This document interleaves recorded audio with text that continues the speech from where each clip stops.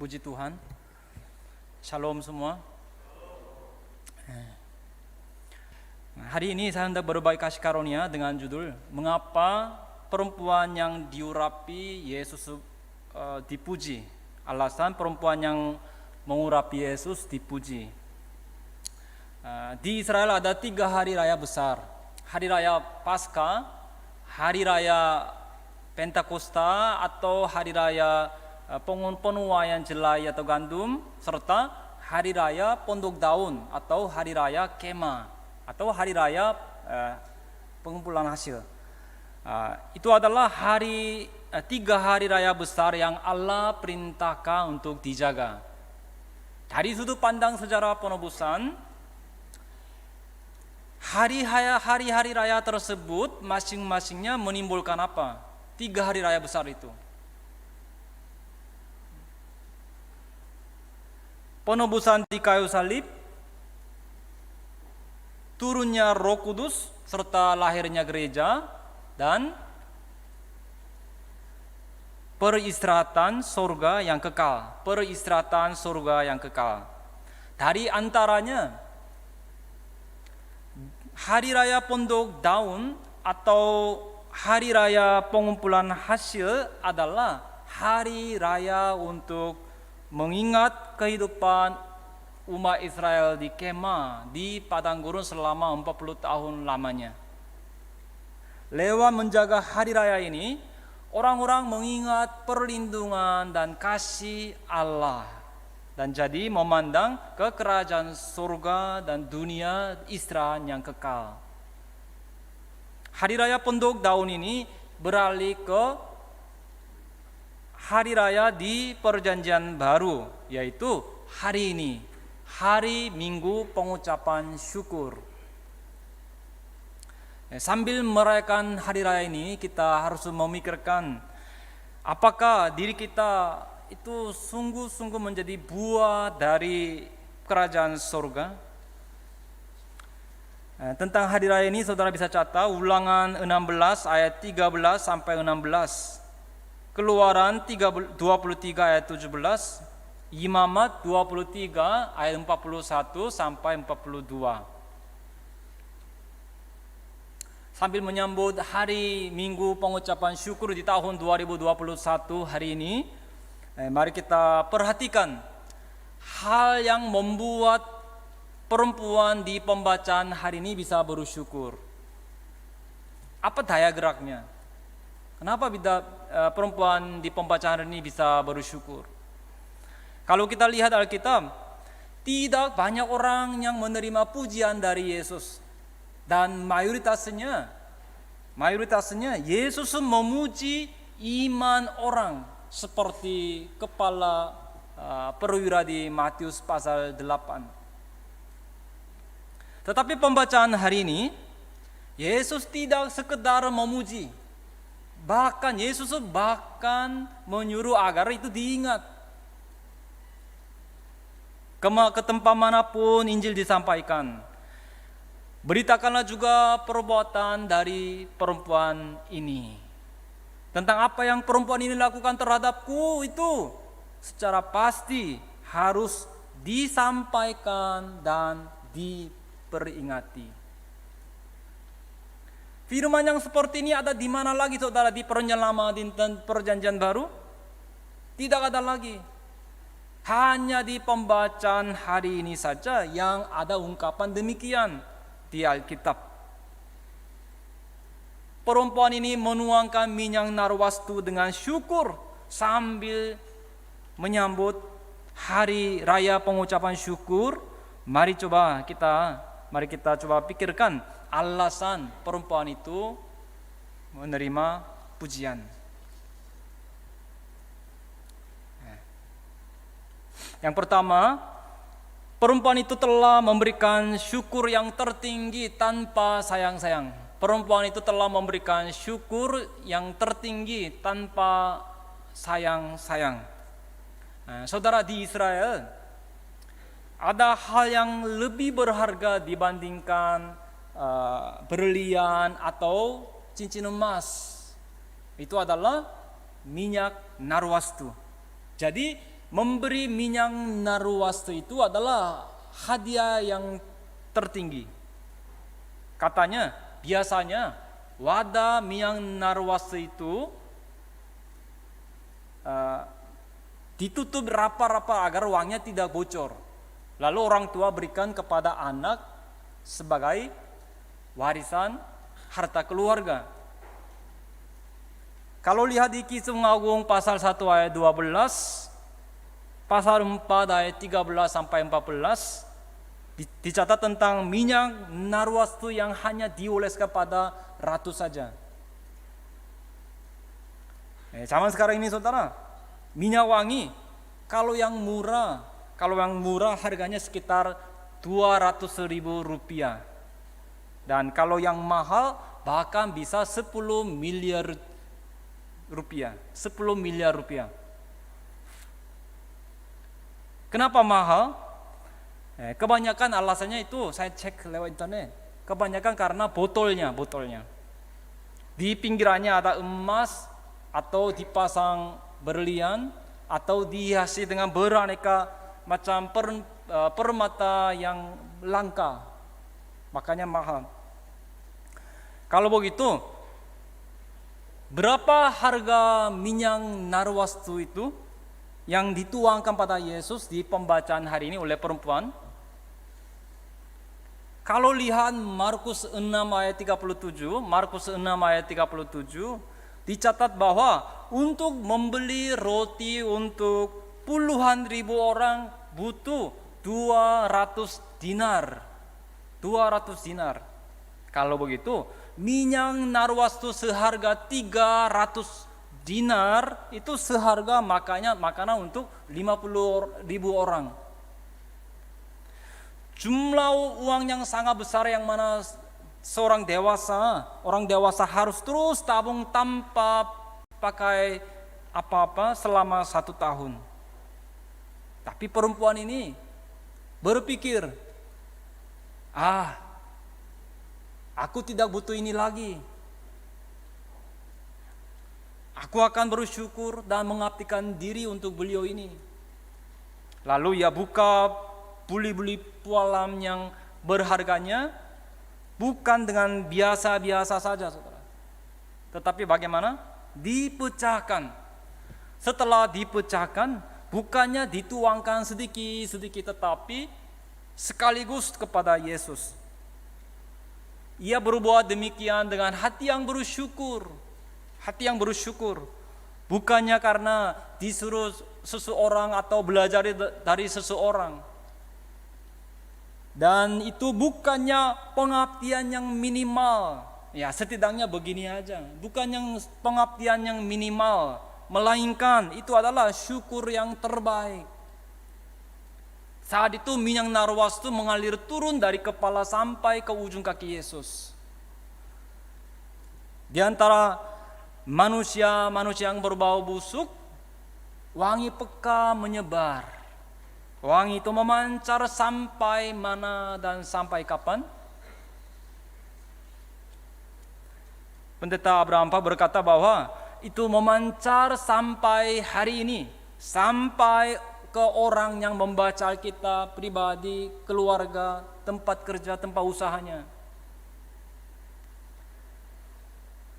Kalau lihat pembacaan hari ini tentang peristiwa penuangan minyak narwastu, ada dua pendapat yang berlawanan, yaitu pendapat Yesus dan pendapat murid-murid saling berbeda. Di Matius dan Markus pembacaan yang sama dicatat tentang Yudas Iskariot dan murid-murid yang ikut setuju pada Yudas. Tetapi pembacaan hari ini dicatat bahwa Yudas Iskariotlah yang sendirian bicara. Bukankah lebih baik barang yang mahal ini kita jual saja, lalu bagi-bagikan hasilnya kepada orang miskin? Kenapa barang yang mahal ini diboroskan? Sayang sekali kan?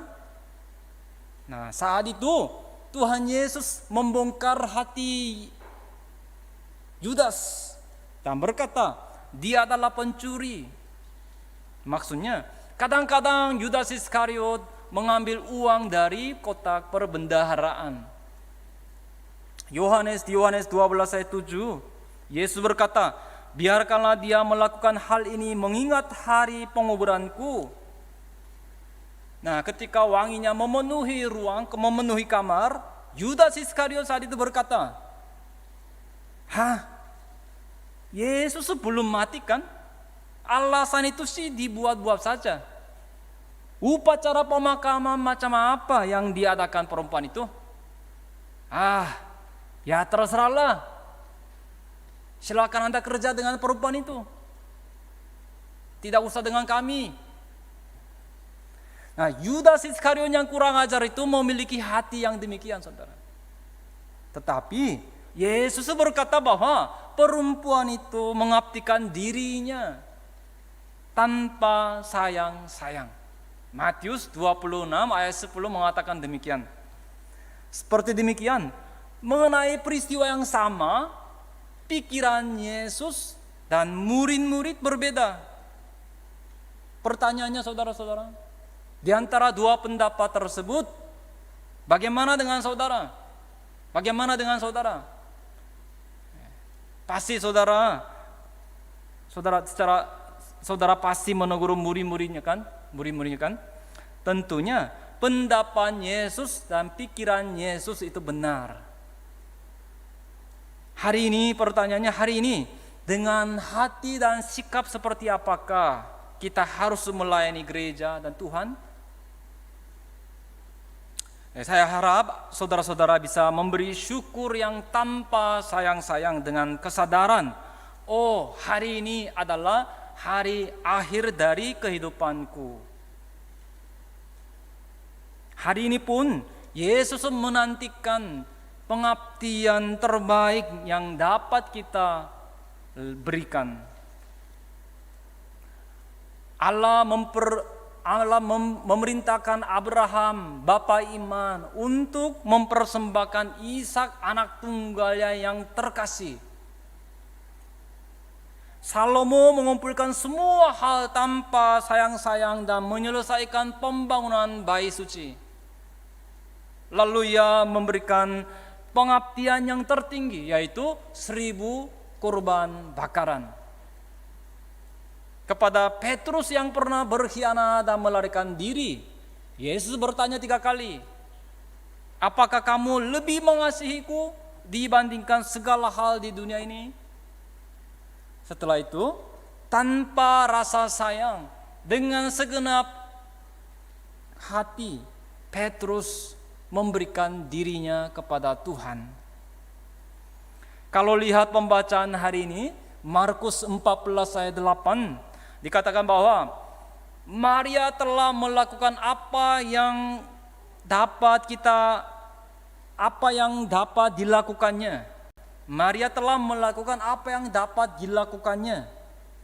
Semoga kita semua bisa melakukan apa yang dapat kita lakukan dengan segenap hati, yaitu untuk percaya Yesus, melayani gereja, memberi persembahan, mengabdikan diri dan melayani. Amin. Maria telah memberikan pengabdian yang terbaik sampai habis. Bukannya 99% tetapi 100%. Saya harap kita pun bisa memiliki iman yang seperti demikian, yang akhirnya membuat haru hati Tuhan dengan membara. Saya percaya bahwa ketika demikian kita akan bisa diubah hidup-hidup dan bertemu dengan Tuhan. 1 Korintus 15 ayat 51, Filipi 3 ayat 21, 1 Petrus 1 ayat 13. Saya harap agar saudara semua bisa memberikan syukur yang layak dipuji di hadapan Tuhan dan dapat diperingati. Amin.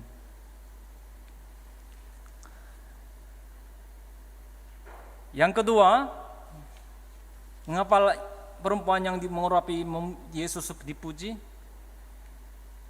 Mengapa perempuan yang mengurapi Yesus dipuji? Yang kedua, karena perempuan itu telah memandang kayu salib dengan iman. Karena perempuan ini telah memandang kayu salib dengan iman. Murid-murid tidak mengenal Yesus sebagai Kristus, yaitu mereka tidak mengenalinya sebagai Mesias yang Allah urapi. Maka ketika mereka lihat dengan pikiran manusia, perempuan itu tampak sedang memboroskan. Seandainya mereka mengenal Yesus sebagai Kristus, apakah bisa keluar kata-kata boros seperti itu? Ia sendiri adalah sang pencipta dari segala sesuatu, sang Tuhan dari segala sesuatu. Bukankah begitu, saudara? Dan apakah karena pertanyaannya, saudara, dan apakah karena perempuan itu memberi banyak secara materi semata, makanya ia disuruh untuk diingati? Tidak, saudara. Secara mendasar. Oleh karena apakah pujian Yesus terhadap perbuatan perempuan tersebut? Itu adalah karena dengan iman ia memandang apa? Kayu salib. Itu pun sebelum Yesus memikul dan digantung di salib. Perempuan itu telah melihat bahwa Yesus memikul dosa umat manusia dan digantung di salib. Ia menyadarinya, lalu terlebih dahulu menguburkannya dan dengan hati yang bersyukur. Kalau lihat di Yohanes pasal 2 ayat 24 sampai 25, dikatakan bahwa Yesus tidak perlu menerima kesaksian dari siapa-siapa. Ia membongkar roh hati manusia, seluruh hati dan pikiran kita. Perempuan ini telah mengadakan upacara pemakamanku waktu aku mati di salib. Aku akan mati. Dan perempuan ini telah berubah demikian demi upacara pemakamanku. Matius 26 ayat 12. Sebab dengan mencurahkan minyak itu ke tubuhku, ia membuat suatu persiapan untuk penguburanku. Dan Yesus tambah lagi, apa yang Yesus katakan? Sampai hari akhir dunia, kemanapun Injil disampaikan, benar-benar beritakanlah kabar tentang perempuan itu. Pertanyaannya, saudara-saudara, siapakah orang yang telah duluan tahu tentang penebusannya dan mengadakan upacara pemakaman Tuhan Yesus? Semenjak Adam berbuat dosa, miliaran manusia telah pulang pergi ke bumi ini. Dan dari antaranya 12 murid. Berkat apakah yang mereka terima? Bukankah mereka adalah orang-orang yang telah menerima firman rahasia surga? Mereka telah belajar rahasia surga dan bumi, dari prinsip penciptaan sampai eskatologi akhir zaman. Jangankan 12 murid, saudara. Kalau kita persempit, mari kita hanya lihat 3 murid. Petrus murid terdepan, Yohanes murid yang dikasihi, serta Yakobus. Ketika anak perempuan dari kepala rumah ibadat itu mati, bagaimana dengan Petrus, Yakobus, Yohanes ini?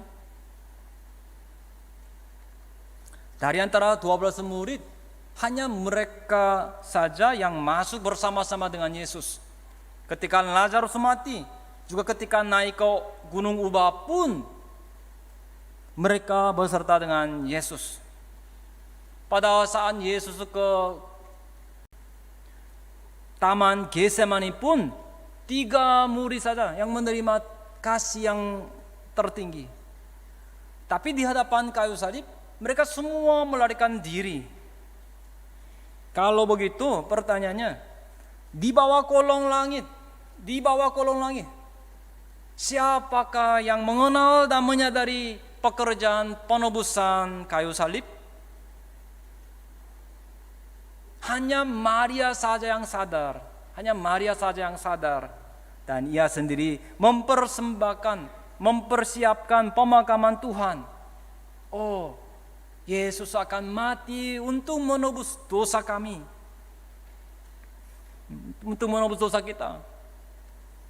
Apakah perempuan itu telah menerima kasih Tuhan seperti halnya para murid? Tidak kan? Tetapi perempuan ini memahami hati Tuhan dan menyadari kehendaknya. Dan dia menyadari kehendaknya Allah inginkan dan mempersiapkan penguburan.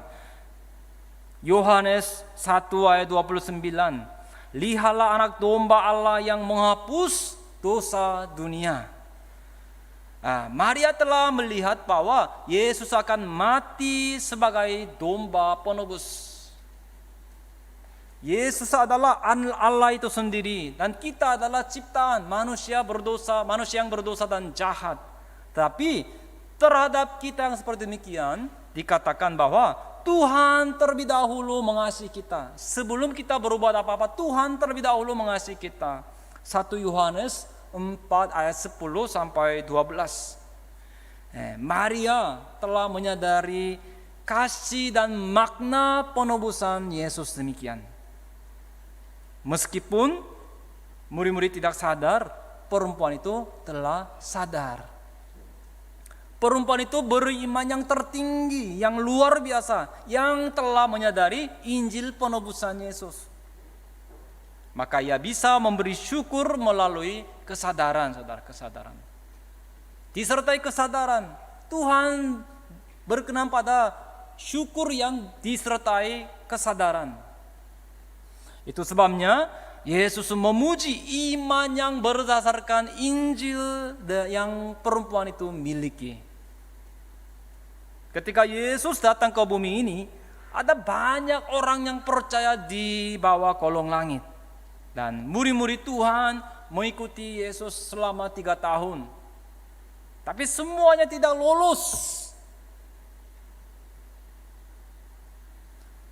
Hanya 1 orang perempuan ini saja di pembacaan hari ini.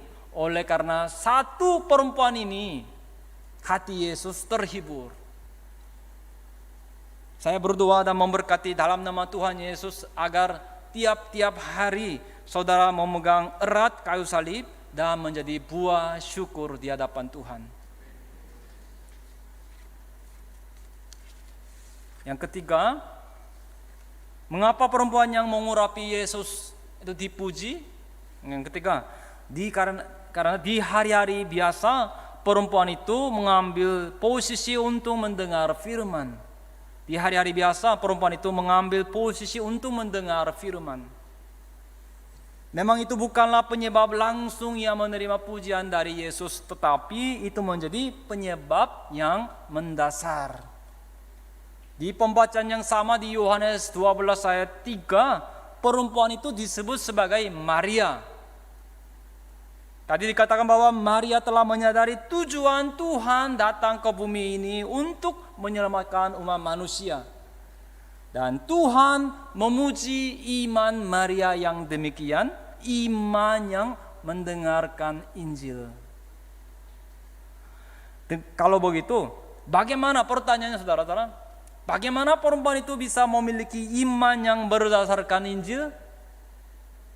Dengan kata lain, bagaimana Maria bisa mengenal rahasia demikian? Itu adalah karena melalui pelajaran firman. Melalui pelajaran firman, ia telah menyadari penyelenggaraan penebusan, rahasia penebusan Allah. Kalau lihat di Lukas 10 ayat 38 sampai 42, Maria menangkap kesempatan, yaitu tidak melewatkan waktu itu, kesempatan itu, melainkan ia menangkapnya, memegangnya. Kepada Maria yang seperti demikian, apa yang Yesus katakan? Oh, dibandingkan Marta, Maria telah memilih bagian yang lebih baik. Kalau lihat di Matius 16, Yesus berkata kepada murid-murid bahwa dirinya akan mati. Maka bukankah Yesus juga telah memberitahu itu kepada Maria dan Marta dan Maria? Tapi Marta selalu tidak hadir di tempat untuk terima firman. Itu ia sibuk untuk melayani Yesus dengan baik secara jasmani. Sedangkan bagaimana dengan Maria? Ia selalu duduk di bawah kaki Yesus. Kenapa? Untuk memperhatikan, oh hari ini firman apa yang akan keluar ya? Marta menerima Yesus dari tingkatan manusiawi dan menyadarinya secara jasmani. Melayaninya secara jasmani. Sedangkan Maria fokus untuk menerima firman, mendengar firman. Dan dengan demikian ia melayani Yesus secara rohani. Dan karena sibuk, karena ia suka duduk di bawah kaki Yesus, sampai-sampai Marta kakaknya kesal. Di pembacaan yang sama pun di Yohanes 12, Marta dan Maria itu berbeda. Selagi Marta bekerja, apa yang Maria lakukan? Hanya menuangkan minyak narwastu saja. Dengan pikiran manusia, jika Marta adalah orang yang produktif, Maria itu siapa? Maria itu seperti apa? Maria itu adalah orang yang konsumtif. Tapi saudara, kita tidak boleh lupa bahwa pribadi dan gereja yang menopang firman Tuhan akan diberkati. Pribadi dan gereja yang antusias menerima firman benar-benar tidak akan hilang lenyap. Sebaliknya, terhadap gereja dan pribadi yang berpaling dari wibawa Alkitab, Allah pun memalingkan mukanya. Kalau begitu, mengapa orang-orang memalingkan muka atau mengentengkan wibawa Alkitab? Singkat kata, itu adalah karena telinga mereka tidak disunat. Di Yohanes 8 ayat 43 dan 47, Yesus berkata, karena orang-orang tidak menyadari perkataanku, mereka tidak datang kepadaku. Oleh karena itu saudara, ke arah mana gereja harus berlari di hari akhir? Ke arah manakah gereja harus berlari di hari akhir? Harus berpusat pada firman. Berpusat pada Injil. Inilah gagasan utama dari gereja kita. Jika lihat Roma pasal 10 ayat 17, iman itu timbul dari pendengaran akan firman Tuhan, firman Kristus. Sebagai referensi, Keluaran 19 ayat 9. Saat mendengar firman baru timbul iman. Ketika mendengar firman, iman timbul. Dan ketika iman timbul, barulah kita menerima Roh Kudus. Efesus, Galatia 3 ayat 2 sampai 5 sebagai referensi. Nah, kematian Tuhan disalib pun, selagi Maria dengar firman, ia sadar dalam seketika seperti kilat. Kematian Yesus disalib pun, selagi Maria dengar firman, ia sadar dalam sekejap, dalam seketika seperti kilat. Oleh karena itu saudara bergerejalah dengan berpusat pada firman, mengabdikan diri, melayani pun haruslah berpusat pada firman Tuhan. Maria menyadari makna kematian Tuhan selagi mengikuti Tuhan dengan berpusat pada firman. Rahasia yang murid terkasih Yesus, murid terdepan Yesus tidak kunjung sadar, Marialah yang sadar. Kan Judas Iskariot tadi berkata demikian, tapi bukan hanya dia, Matius, Markus, semua murid-murid pun menegur perempuan yang meminyaki Yesus itu, saudara. Mereka belum kunjung sadar di saat itu. Rahasia yang murid terkasih Yesus, murid terdepan Yesus tidak kunjung sadar, Maria lah yang sadar. Dan ketika Tuhan masih hidup, Maria meminyaki Yesus dengan minyak narwastu yang sangat mahal sambil menangis. Oleh karena itu, dapat dikatakan bahwa orang yang berasal dari daging tidak menyadari hal yang berasal dari Roh Kudus. 1 Korintus 2 ayat 14. Saya berdoa dan memberkati dalam nama Tuhan Yesus agar saudara semua menjadi jemaat kudus yang berasal dari Roh, yang memiliki telinga untuk mendengar firman. Sebagai referensi, Matius 13 ayat 9, Lukas 8 ayat 8, Lukas 14 ayat 35, Yeremia 6 ayat 10, Yehezkiel 44 ayat 7 sampai 9, Mazmur 58 ayat 5, Galatia 5 ayat 22 sampai 26, dan Roma 8 ayat 5 sampai 9. Jadi terlebih dahulu kita harus menerima firman Tuhan dengan tepat dan dengan baik. Galatia 1 ayat 6 sampai 10. Semoga saudara semua memiliki iman yang berdasarkan Injil, yang percaya firman Tuhan dengan tepat. Kegiatan menolong orang miskin pun penting saudara, tetapi itu bukanlah kegiatan utama atau kegiatan pusat gereja. Hanya jemaat kudus yang menyadari firman sajalah yang dapat mengasihi sesama dengan hati yang membara. Saudara-saudaraku yang terkasih, sekarang adalah tanggal 21 November tahun 2021. Sekarang adalah waktu yang seperti apa? Sekarang adalah waktu setengah masa sunyi senyap. Sekarang adalah waktu tepat sebelum 3,5 tahun kedua dari 7 tahun kesengsaraan besar datang. Jika kesengsaraan besar datang, orang tidak bisa bepergian membawa Alkitab dengan bebas, tidak bisa bernyanyi pujian, tidak bisa berkumpul di gereja beribadah. Itu sebabnya saya harap ketika saudara masih bisa mendengar firman, saudara menangkap kesempatannya. Saya harap ketika masih dikatakan semuanya damai dan aman, saudara-saudara menyadari pemeliharaan penebusan Allah dan memberikan pengabdian yang tertinggi. Kesimpulan, hari ini Hari Raya Pengucapan Syukur, kita telah membahas 3 alasan perempuan yang menuangkan minyak narwastu itu dipuji. Karena perempuan itu telah memberikan syukur yang tertinggi yang tanpa sayang-sayang. Karena perempuan tersebut telah memandang kayu salib dengan iman. Karena perempuan tersebut telah mengambil posisi untuk mendengar firman di hari-hari biasa. Saya buat urutannya 1, 2, 3 seperti demikian. Tapi sebenarnya urutan 3, 2, 1. Seiring yang mendengar firman, ia dapat memandang penebusan di salib.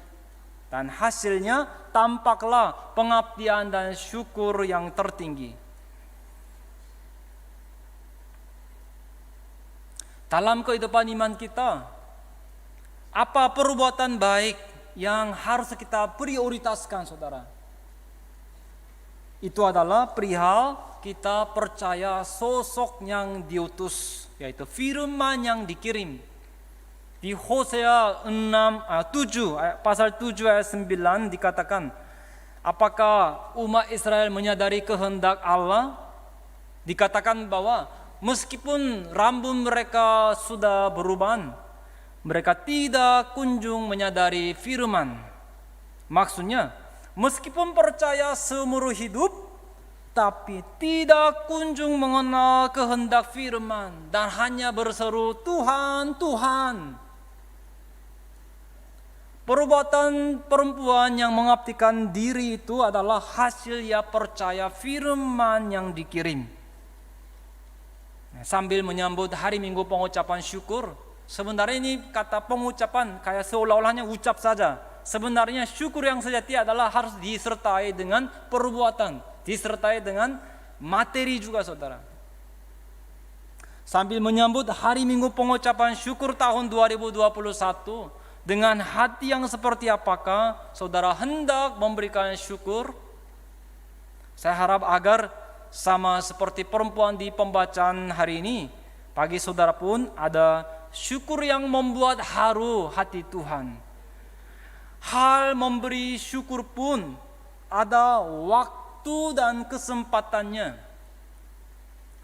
Ketika jenazah Yesus yang digantung di salib dimakamkan di kubur yang dipersiapkan Yusuf Arimatea, saat itu beberapa orang perempuan pun pergi ke kubur dengan membawa minyak, saudara.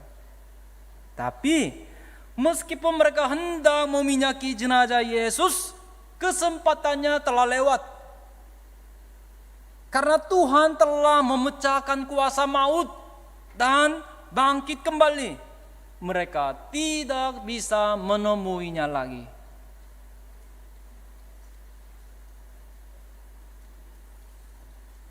Lukas 24 ayat 1. Pagi-pagi benar pada hari pertama minggu itu mereka pergi ke kubur membawa rempah-rempah yang telah disediakan mereka.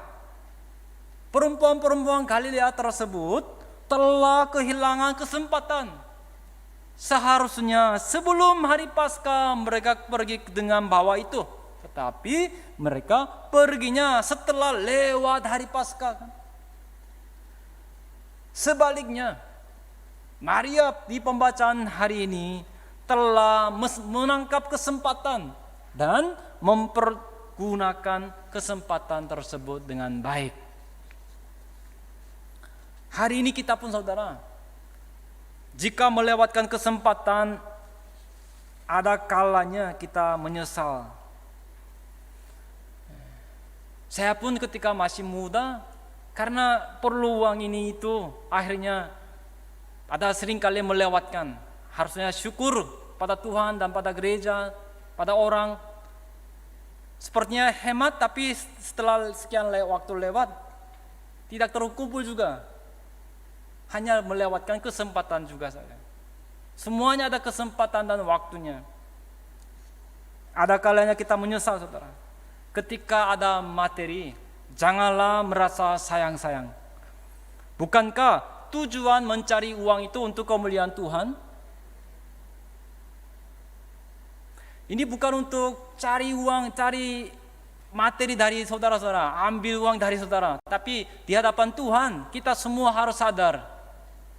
Hari Minggu pengucapan syukur itu bukan hanya untuk memberi, buka amplop dan masukin uang dan beri kepada Tuhan. Bukan itu saja. Kita harus benar-benar syukur yang keluar dari lubuk hati kita. Setelah sadar, baru kita bersyukur. Bahkan ada ungkapan bahwa orang-orang Kristen yang kaya tidak boleh mati dengan menyisakan harta. Ketika saudara masih muda, saya harap saudara memberikan kesungguhan dan tenaga untuk gereja. Ketika saudara ada kemampuan, saya harap saudara-saudara membantu banyak orang yang kasihan. Ketika saudara ada kecukupan dalam hidup, saya harap saudara-saudara bisa berdiri terdepan dalam pergerakan misi penginjilan. Pada akhirnya, saya harap saudara semua menjadi jemaat kudus yang dapat dipuji Tuhan seperti halnya Maria. Amin.